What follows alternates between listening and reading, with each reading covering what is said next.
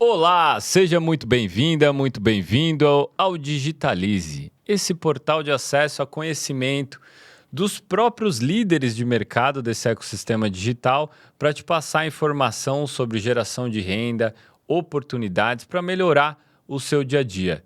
E hoje a gente vai falar de um tema muito importante que a gente abordou também com outras lideranças do ecossistema digital, que é como você, vendedor, pode digitalizar o seu negócio e, principalmente, como você finaliza aquela compra por meio dos meios digitais de pagamento. E essas plataformas de pagamento hoje no Brasil estão crescendo muito, hoje tem várias soluções. Então, você que tem um site próprio, quer entender um pouco mais desse segmento, das soluções, você que tem o seu próprio marketplace, quer integrar ali com meio de pagamento digital ou mesmo na rede social. Se você vendeu alguma coisa para um cliente que te abordou no WhatsApp, no Instagram, no Facebook ou no TikTok, você tem a oportunidade de gerar links de pagamento e facilitar muito esse processo de compra e venda. E hoje a gente trouxe o Maxwell, que é uma das grandes lideranças do setor, trabalha na Pagar.me. Maxwell, muito obrigado pela tua presença, mas vamos começar esse papo aqui. Primeiro, conta um pouquinho da tua trajetória, como que você chegou até a Pagar.me e também emenda aí para contar um pouco da história dessa empresa que faz parte de um grande grupo que é a Stone, e contar também quais são as principais soluções que vocês têm. Excelente, obrigado pelo convite. Não dá para dizer que é boa tarde, bom dia a todos, acho que depende do horário que a pessoa está vendo, né? Bom, acho que falando um pouquinho da trajetória em si, né? Minha vida inteira eu trabalhei com varejo, assim. Isso que é bastante interessante, porque eu estava lá na ponta, né, vendendo ao consumidor final a vida inteira, desde os 17 anos ali, e aproveitei para passar tanto na parte da venda, quanto logística, marketing e tudo. Acho que a única coisa que eu não fiz até hoje no varejo foi RH. E aí, ali por meados de 2017, mais ou menos, que eu acho que foi quando a gente começou a ter alguns booms, né, no mercado de pagamentos, eu resolvi que eu não queria mais trabalhar com telefonia, acessórios, varejo em geral. Eu queria aprender um pouco de tecnologia. E aí eu resolvi procurar empresas e tudo mais. E aí foi interessante que eu conheci na época a Mundipag, que hoje as pessoas conhecem como Pagar.me, né? A gente já chega nesse ponto. E o que acontece? Pô, eu não sabia o que era um gateway de pagamento na época. Acho que assim como boa parte dos nossos ouvintes aqui, tem um pessoal que não tem digital ainda, não sabe o que é um gateway de pagamento. A gente pode explicar daqui durante o papo. Mas encontrei a Mundipag. E aí, o pessoal falando assim, a gente tem um propósito aqui de empoderar o empreendedor, de melhorar o mercado e não sei o quê, assim, sabe, esse negócio de magia mesmo, aquela paixão, aquele brilho no olho que a Stone sempre teve. Eu pensei, caramba, como é que a gente faz isso vendendo online, assim? Eu sou só um plug, assim, eu sou só um hub, como é que a gente entrega tudo isso? E aí eu fui na maluquice de né, empreender nesse negócio, de acreditar nesse negócio. Conheci a Mundipag, entrei na Mundipag em 2017, quando a gente ainda tinha dentro do grupo, assim, algumas divisões, né? Então eu tinha Stone para mundo físico, que todo mundo conhece a maquininha. Você vai lá na padaria, vai no mercado, na farmácia, assim, em qualquer lugar você vai e paga numa maquininha Stone. Aí você tinha Pagar.me, que era já um dos principais meios de pagamento, né, subadquirentes do mercado naquela época, que processava grandes players com operação completa. Assim, eu quero vender online, contrato Pagar.me, que ele já me entrega gateway, antifraude, adquirência, conciliação, tudo ali num pacote. E tinha a Mundipag na época, que o que ela faz? Ela permite quem já tem uma adquirente, já tem um antifraude, vender online plugando na estrutura dela, né? Transacionando grandes players ali e tudo mais. E aí, beleza. Trabalhando, né? O dia a dia comercial lá, né? Então, sempre trabalhei na área comercial. Foi quando a gente foi vendo, né? O decorrer, o crescimento do negócio. Porque, assim, quando eu entrei ali em 2017, o Pagar.me já tinha mais ou menos uns 3 anos de vida. Né? Acho que ele nasceu 3, 4 anos de vida, porque ele nasceu ali em 2013. foi fundado ali pelo Henrique e o Pedrinho, dois grandes gênios, assim, acho que foram as duas pessoas que eu vi criando dois unicórnios, assim, antes dos 30 anos de idade. Acho que o negócio é gigante.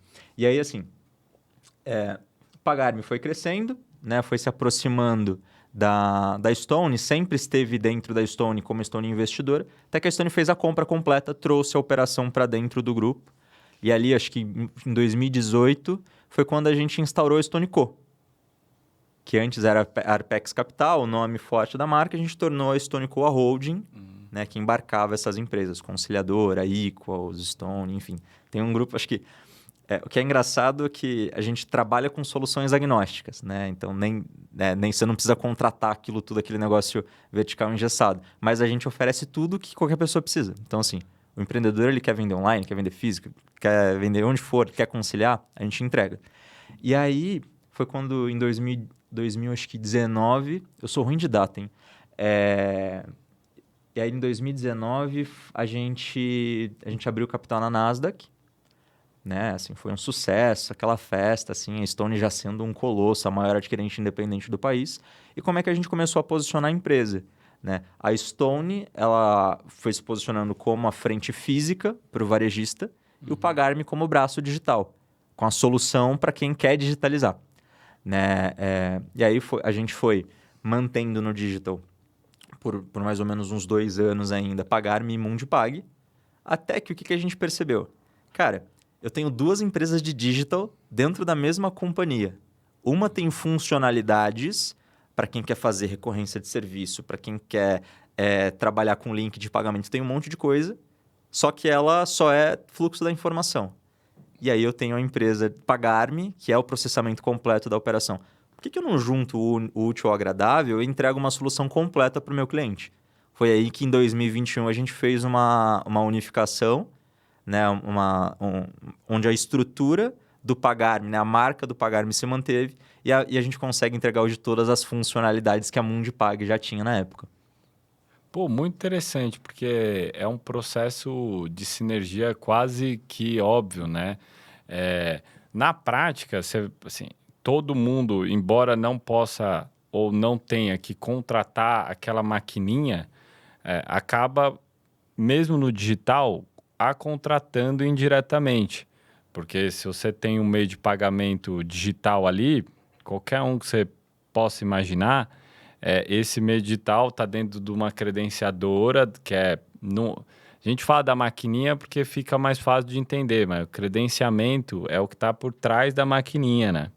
E também as bandeiras, né? De cartão de crédito e tal. Além dos bancos, obviamente. Então, é toda uma cadeia de contratação.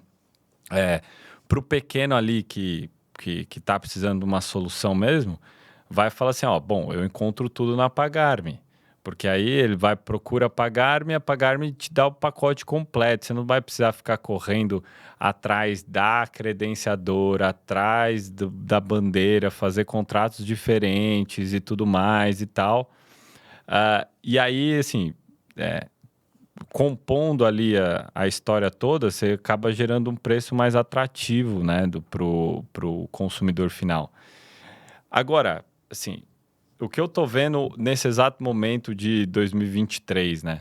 Eu tô vendo que, mesmo pro lado dos marketplaces, então, se tá Mercado Livre, Amazon, se tá a Rappi, outros atores que reúnem estabelecimentos comerciais, e mesmo para os meios de pagamento digitais, né, que a gente chama às vezes de facilitador de pagamento, subcredenciador, subadquirente. Esse sub é porque está embaixo ali do credenciamento, né, que fica mais ostensivo com a maquininha.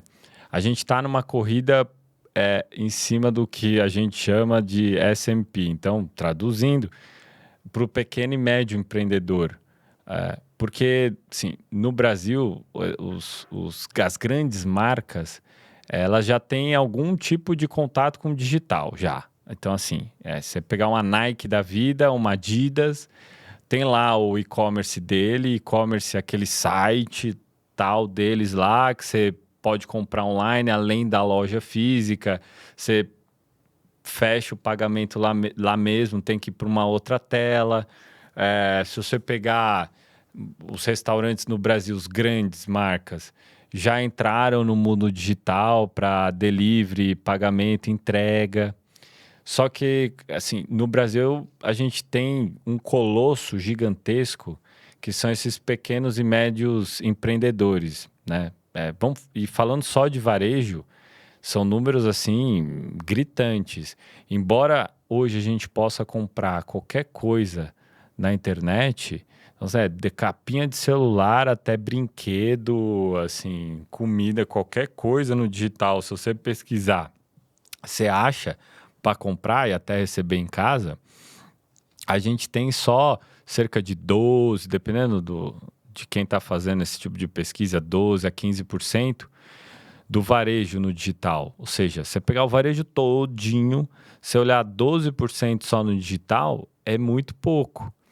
E o cenário, ele é muito, assim, preocupante, porque são 12% que na prática estão ganhando mercado dos restantes. Porque até pouco tempo atrás, se você tinha uma loja de camiseta básica branca e preta em São Paulo e a outra em Recife, o de São Paulo vendia onde estava o ponto dele, então no entorno, no bairro, até se você quiser ampliar na cidade de São Paulo, e o de Recife na cidade de Recife. Acontece que no digital, se um deles está conectado e o outro não, pode ser que o vizinho da loja física, que não está digitalizada e tal, compre do que está no digital. Então, assim, os mercados, eles perderam esse caráter regional, do ponto de vista de varejo, principalmente. E isso faz com que a gente não já está vendo isso e no futuro próximo vai ser cada vez pior, de ter o fechamento de mais empresas, de pequenos e médios varejistas que não entenderam de fato o momento que a gente está passando. E para ter uma solução ali completa, além da presença digital, passa por esse meio de pagamento, fechamento da transação. E a gente que do setor sabe, sim, se não tiver muito bem integrado, se precisar ficar passando de tela, passa para uma outra tela, tudo isso faz com que a compra não seja realizada. Então, se a pessoa tiver que sair de um ambiente, entrar num outro para fazer o pagamento e vice-versa, e tal, for um negócio muito difícil, né? Não rola, perde-se venda. Que tipo de soluções a Pagar.me tem para esses vendedores, por exemplo, que assim querem começar no básico? E o básico, assim, não é desenvolver o site, que muito embora hoje tem solução que você faz 15 minutos no site. A gente até tratou aqui em outros episódios. Mas, por exemplo, o mais fácil de todos, custo zero, rede social. Que tipo de solução a Pagar.me tem para, assim, no minuto zero, o cara não se preocupar com o fechamento da transação e não ter que ficar lá passando o número da conta bancária, sabe? Tipo, sabe? O que tem para esse empreendedor? Boa. Eu acho que o ponto que você tocou foi ótimo, assim, porque acho que, inclusive, uma das coisas que impedem a digitalização, o crescimento avançado da tecnologia nos negócios é a quantidade de coisa que tem para fazer. Aí pensa, eu tenho uma lojinha ali, né? Eu sou de Mogi das Cruzes, então interior de São Paulo, tenho ali uma lojinha. Eu preciso fazer omnichannel, eu preciso fazer um site, preciso estar aqui, preciso estar acolá e tudo mais. E, cara, esse ponto que você comentou foi ótimo. Assim, eu não necessariamente preciso de tudo isso agora. Eu preciso estar onde o meu cliente está. Né? É aquele conceito básico de marketing da praça. Pô, se eu não entrego nacional, para que eu vou me preocupar em ter uma abrangência nacional, uma baita estrutura? Então, assim, para o cara que hoje ele quer operar em D0, que aconteceu muito ali na pandemia, por exemplo. Cara, minha loja está fechada, ou o cliente não pode vir até a loja e tudo mais. Vendo por rede social, tô começando a publicar ali no Facebook, no Instagram, ali, TikTok ali agora. Estou interessado por essa peça. Uma coisa que resolve muito fácil é a questão do link de pagamento. né? Isso se mostrou assim excepcional e todo mundo desacreditava até 2020. Não, já é passado isso aqui, nem entrou. Mas por meio de link de pagamento, o varejista ele consegue ter uma conta rápida ali no Pagar.me, por exemplo. Ele cria um pedido na mão mesmo. Não precisa ter nenhuma integração. Ele pode ter, mas ele não precisa. Ele cria o pedido dele, a gente consegue personalizar esse link para ele, que foi o que você falou. Poxa, eu estou comprando da loja do Max. Eu não estou comprando do Pagar.me. Quem é Pagar.me? Eu não conheço Pagar.me. O consumidor B2C não conhece. Então, é bom você ter um certo nível de personalização, de cor, o seu logo ali, para o cliente sentir segurança. E aí, chegando lá, poxa, eu monto meu pedidinho, tô com a descrição do pedido ali, quase como se fosse um carrinho de e-commerce mesmo. O cara tá dando o primeiro passo dele do e-commerce. E aí, o que é muito importante nesse momento? Né? Quando eu falo de link de pagamento em geral, poxa, eu preciso dar a mesma flexibilidade para o meu cliente. Ele quer pagar no cartão de crédito? Em quantas vezes? Eu quero repassar juros? Eu quero assumir juros? Você precisa ter essa flexibilidade, não dá para ser engessado. Cada empresa é uma empresa. Ele quer me pagar um boleto. Ele quer me pagar num Pix. Então, você tem que ter flexibilidade, né? A mesma flexibilidade que você tem na loja física, que se ele chegar ali, ele compra no teu balcão, você tem que oferecer no digital. Eu sempre costumo dizer que assim, a meta do e-commerce é copiar as coisas que a gente já fazia no físico, né? Igual brincadeira assim de pagamento com 2 cartões, que ainda é quase um tabu para o e-commerce, mesmo depois de muito tempo. Na loja física você divide a sua compra em 2 cartões e acabou. Você paga uma parte no dinheiro. Então, assim, a ideia é que você tenha acesso ao seu cliente onde ele estiver e dê a flexibilidade que ele precisa para poder pagar. Pô, eu acho que esse que é o ponto, né? Assim, cada vez mais a gente vai para um ambiente, tá tendo um ambiente de muitas opções. E aí, todo mundo fica perdido, porque no mundo onde você tinha poucas opções, até do ponto de vista de, pô, o que eu vou fazer da vida? Se sua família era cheia de médico, eu vou ser médico também. Não, assim, era um mundo de menos opções, tal. Ah, e para o mundo assim de hiperinformação, muitas opções. Sim, o grande ponto é qual que é o perfil de cliente para cada tipo de solução, tá? Então, por exemplo, qual é o perfil de cliente para usar a Pagar.me, para utilizar, por exemplo, um Pix ou o cartão. Muita gente que está começando agora fala assim, pô, eu preciso ter um pagamento digital, mas será que a taxa que estão me cobrando, 18%, ela é baixa, ela é alta, o que é? Sim, todo esse emaranhado que o lojista físico ele já sabe, mas tem um público muito novo entrando aí que não quer nem começar no físico, ele já quer começar no digital. Tem algum tipo você consegue traçar algum tipo de perfil assim, claro, assim, tanto para usar a Pagar.me como os métodos de pagamento? Boa. Eu diria que não é nem perfil da empresa em si, né? Eu sempre gosto de reforçar que com quem a gente tem que se preocupar é com o nosso cliente. Então, por exemplo, eu, enquanto Pagar.me, eu tenho que me preocupar em oferecer tudo que o meu lojista precisa. O lojista, seja o nativo digital, seja alguém que está no mundo físico, digitalizando agora, ele tem que se preocupar com o cliente dele. Então, a meu ver, a pergunta, quem tem que se fazer é justamente o lojista. Poxa, como é que o meu cliente, ele gostaria de pagar? Né? Por exemplo, a gente tem um percentual relevante do brasileiro que não tem cartão de crédito. Outro percentual grande que tem um limite baixo ou nem sabe qual é o limite. Né? Então, assim, poxa, o Pix veio aí para poder facilitar tudo, para que, poxa, eu digitalize o dinheiro, né? Porque assim, o débito no e-commerce, convenhamos que ele nunca funcionou desde que o e-commerce é e-commerce. O Pix ele veio para substituir dessa forma. Então, a pergunta tem que ser, como é que meu cliente quer pagar? E aí você chega na sua conclusão, por exemplo, de custo.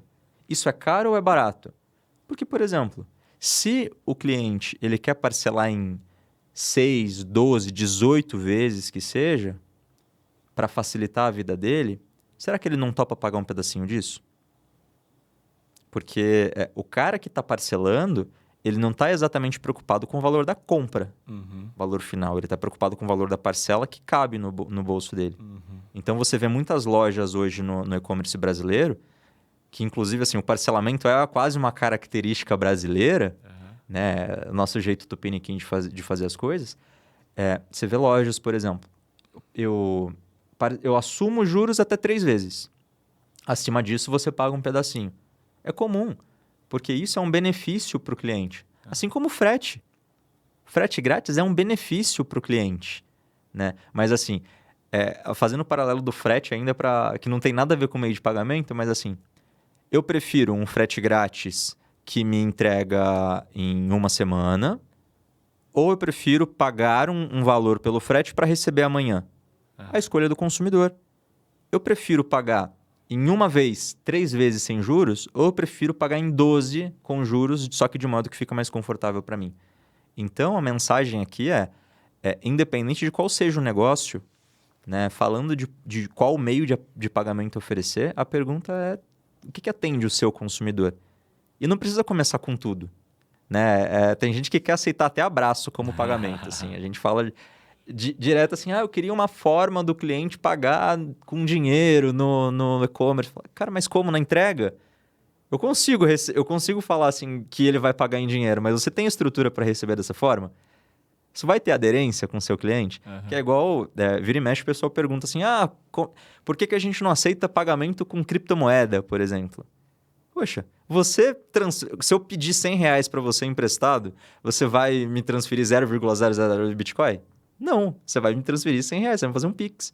Então, a gente tem que ouvir mais o nosso consumidor para aí sim tomar uma decisão de qual meio de pagamento oferecer. Não, verdade. E assim, você tem alguns números ou perspectivas, leituras sobre o impacto do Pix nos outros meios de pagamento? Porque, assim, se teve um meio de pagamento que se popularizou muito, foi esse, né? Você vê, assim, o cara no interior do Brasil vendendo picolé numa praia, assim, aceito Pix.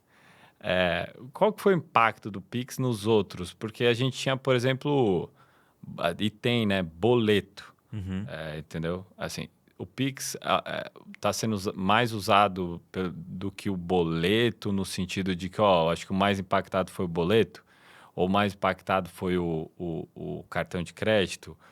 Porque, assim, conectado a essa minha pergunta, tem a grande questão que existem modalidades de Pix sendo gestadas, né? Então, sendo criadas. Tem Pix garantido, tem Pix parcelado, tem Pix vindo aí, sim, de tudo quanto é forma. Assim, você tem alguma perspectiva disso? Boa. Essa pergunta é ótima porque assim, você pode olhar, né, números gerais de crescimento. Acho que a última vez que eu olhei, eu confesso que foi em 2021, se eu não me engano, 2021, 2022, que assim, estava tendo um crescimento absurdo, principalmente no peer-to-peer. Eu acho que assim, o Pix, ele revolucionou a forma como as pessoas transferem dinheiro para as outras. Quando a gente olha pro B2C, né, assim, eu estou me relacionando com um consumidor, a gente tem alguns comportamentos. Mundo físico, olha que engraçado, a gente pensou que o Pix ele ia ser sensacional. O Pix é mais barato que o débito, ele é melhor para o lojista, ele tende a ser melhor para o consumidor.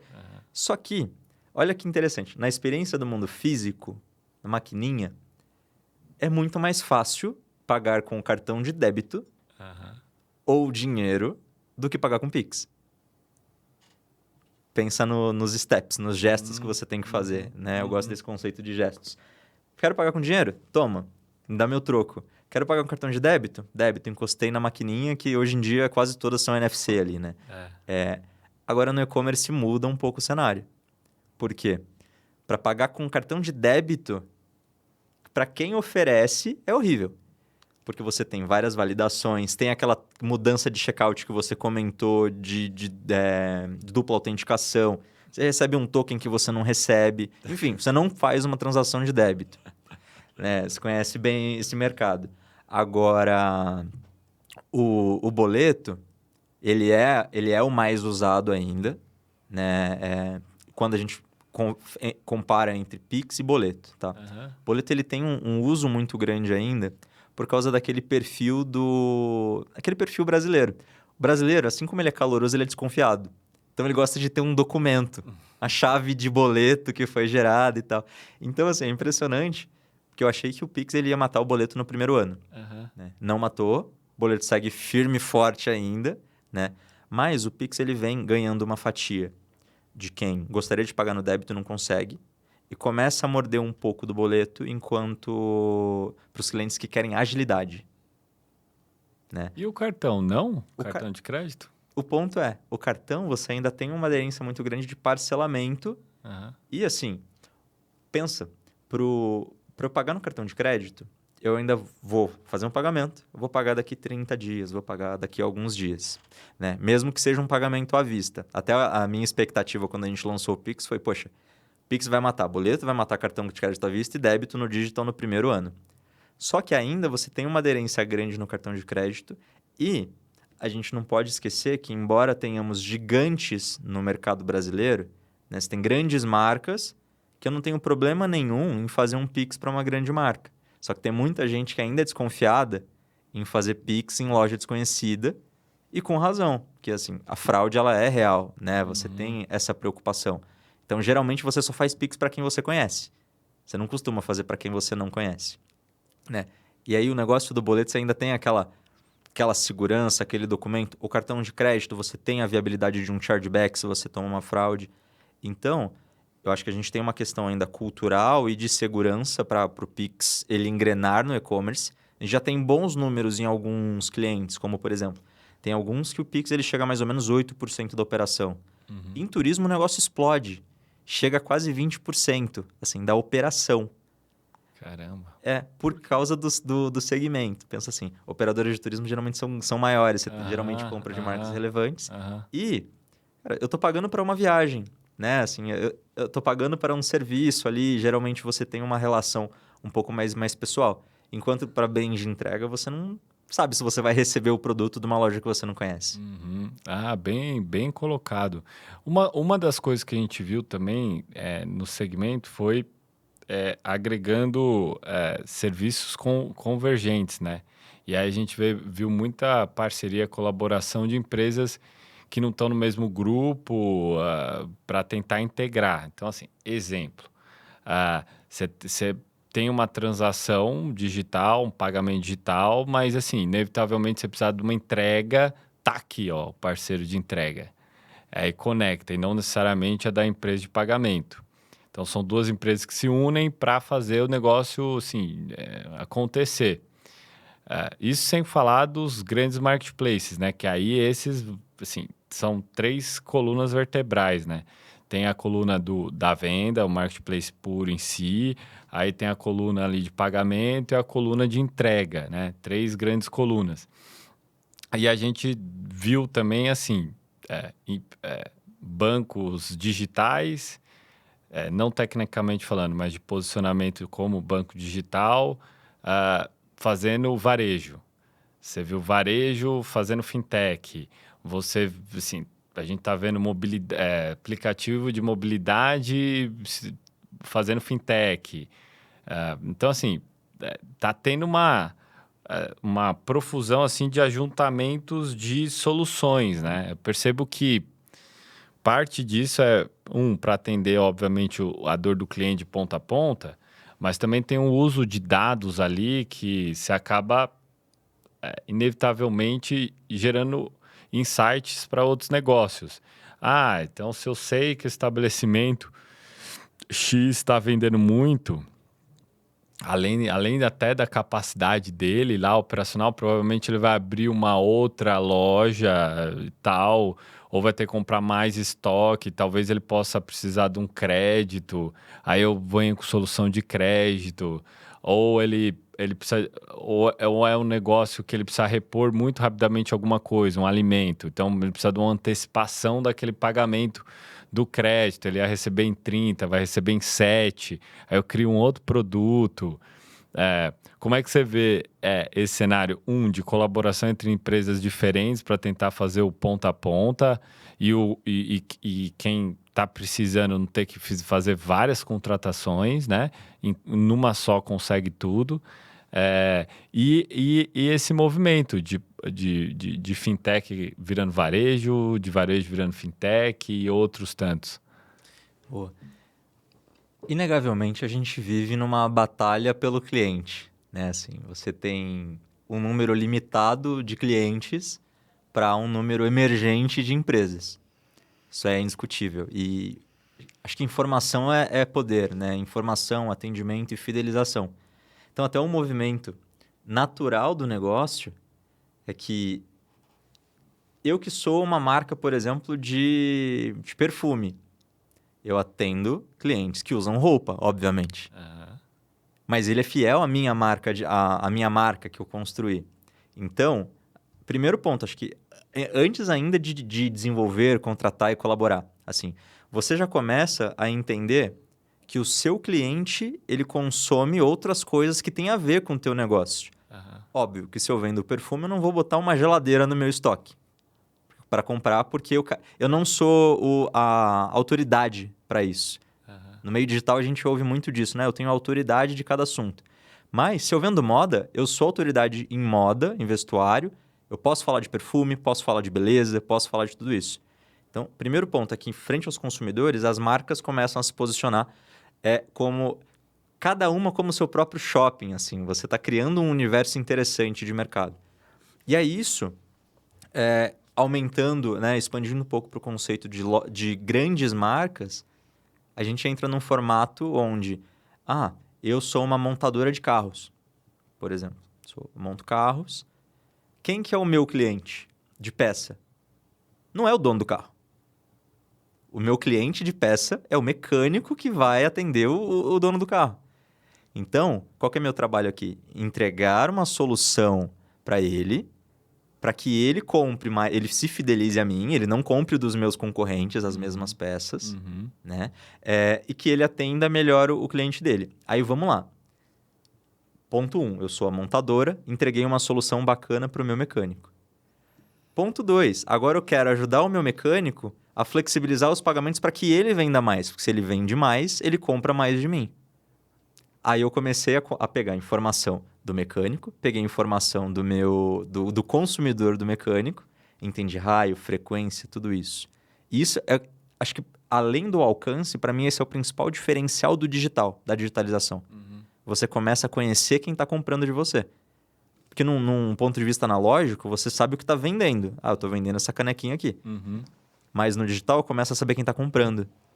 E quem está comprando importa mais do que o próprio produto. E aí sim as empresas vão crescendo esses conceitos, colaborando. E aí você vê, por exemplo, bancos, né, bancos digitais, fazendo seus próprios marketplaces.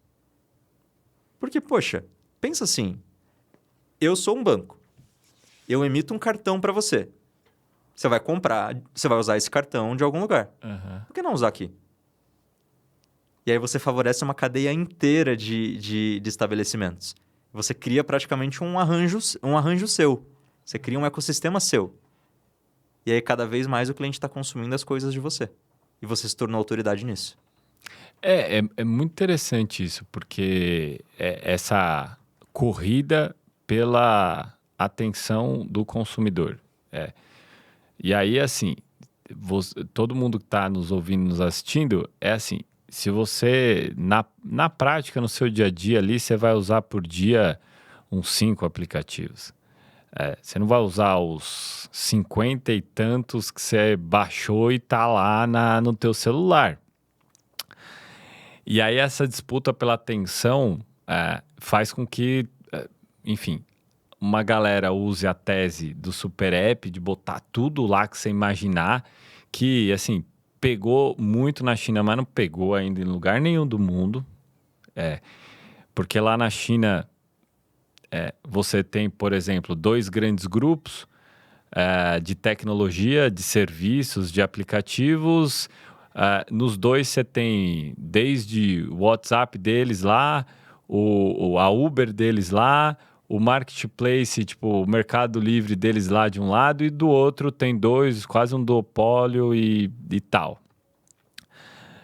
Nos outros países, Estados Unidos, países da América Latina, Europa, é uma profusão de teses e de tentativas e tal.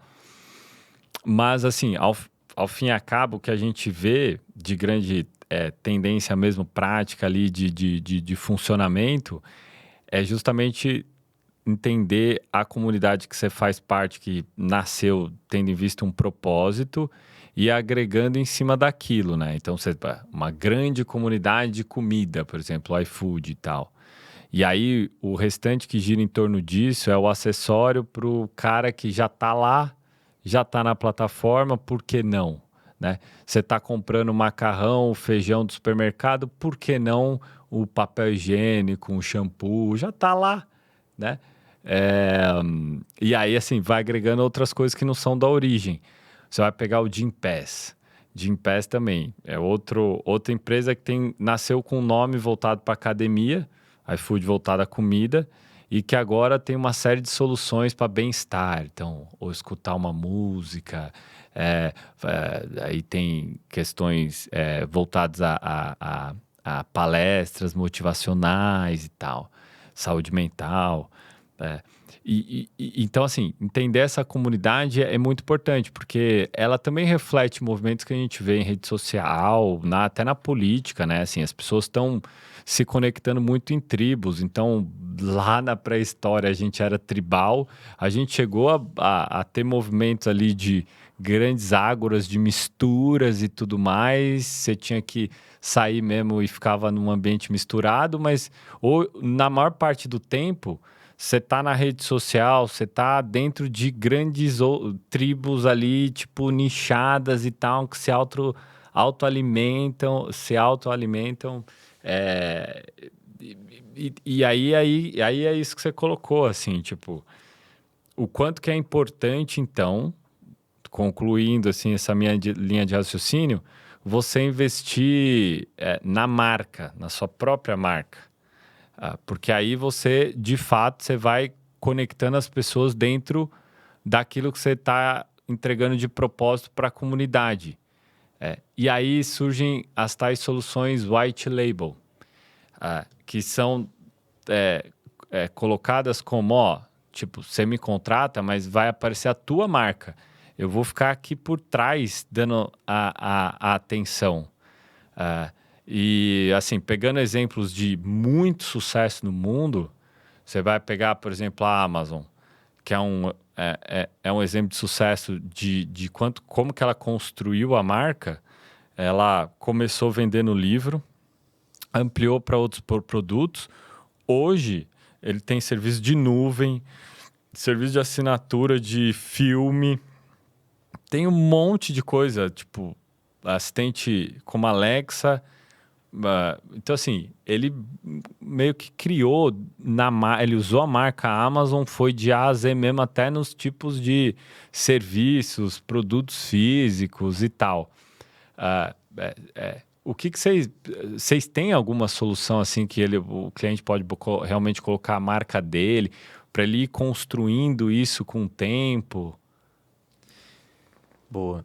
Eu acho que, assim, até a forma como a gente trabalha, né, como o Pagar.me trabalha desde sempre, até diferente de outros subadquirentes, a gente nunca foi a marca principal.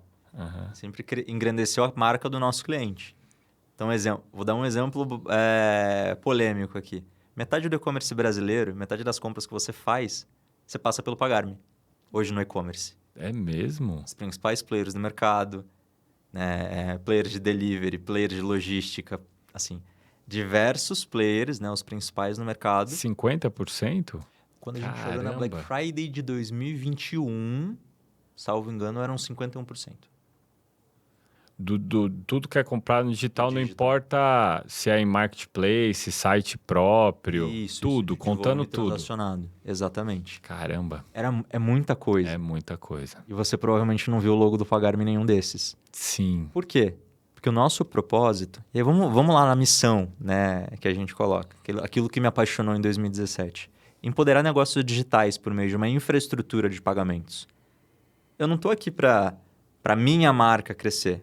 Respeito os subadquirentes que fazem isso, né? Querendo ou não, você tem uma faca de dois gumes aqui.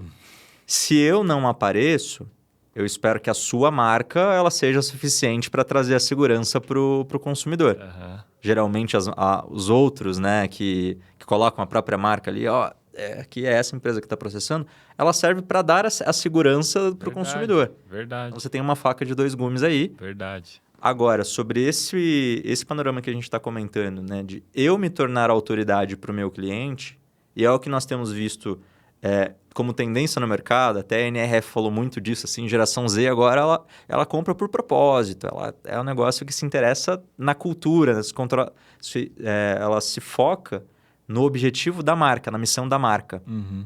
Né? Minha marca ela não faz sentido ali. Eu tenho que ser o background de segurança, criptografia de dados, antifraude, processamento seguro.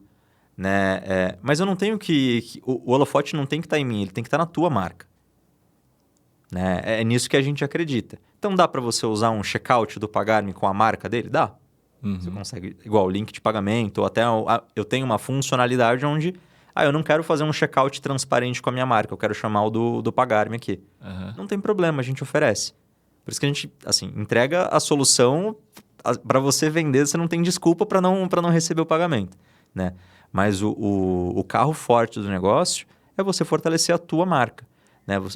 Pensa assim, você criou uma experiência bacana, um atendimento, seja pessoal ou digital para o cliente. Você criou ali uma vitrine bonita. Você fez toda a jornada falando com ele.